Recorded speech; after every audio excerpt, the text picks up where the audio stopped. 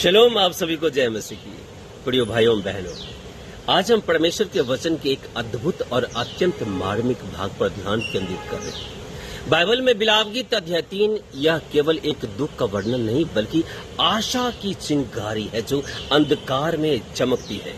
यिर्मयाह नबी कहते हैं, मैं वह पुरुष हूँ जिसने दुख को देखा है। बिलाव गीत अध्याय 3 अनुवाद 11 पढ़ी। क्या आपने कभी महसूस किया है कि जैसे सारी दुनिया आपके खिलाफ हो गई हो, जिससे अंधकार ही अंधकार हो और कोई राह न हो? यही यिर्मयाह अनुभव कर रहे थे। उनके शब्द आंसुओं से भीगे हुए हैं। वे कहते हैं, उसने मुझे अंधकार में रखा जैसे बहुत दिन से मरे हुए हो। आयत 6 पढ़ी। परंतु यहीं से बदलता है स्वर।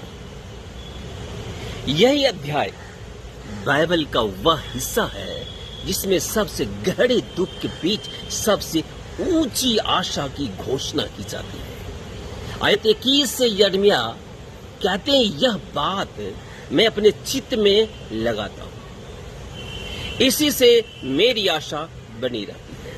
यह यहोवा की करुणा ही है कि हम नष्ट नहीं हुए, उसकी दया हर सुबह नई होती है। हालेलुया! कितना अद्भुत सत्य है ये। हमारी परिस्थिति चाहे कितनी ही भयानक क्यों न हो, परमेश्वर की दया हर सुबह नई होती है। उसका विश्वास योग प्रेम कभी समाप्त नहीं होता।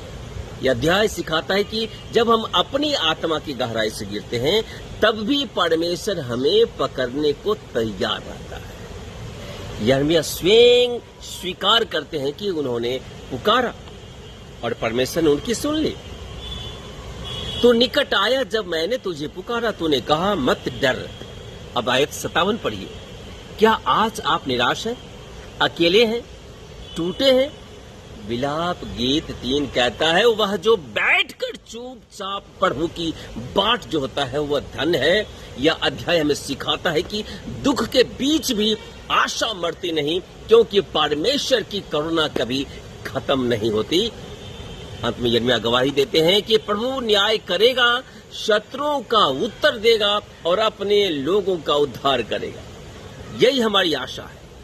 वह प्रभु जो आंसू भी गिनता है, वह न्याय के सिंहासन पर बैठा है। इसलिए प्रियजनों, यदि आप जीवन के किसी विलाप गीत 3 के मौसम से गुजर रहे हैं तो याद रखें, आयत 22 और 23 आपके लिए है।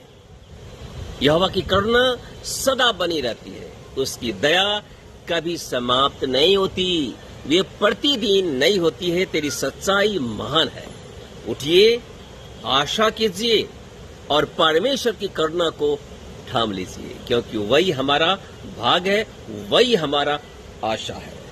परमेश्वर आप सभी को आशीषित करे। एक बार फिर आप सभी को शलोम, जय मसीह।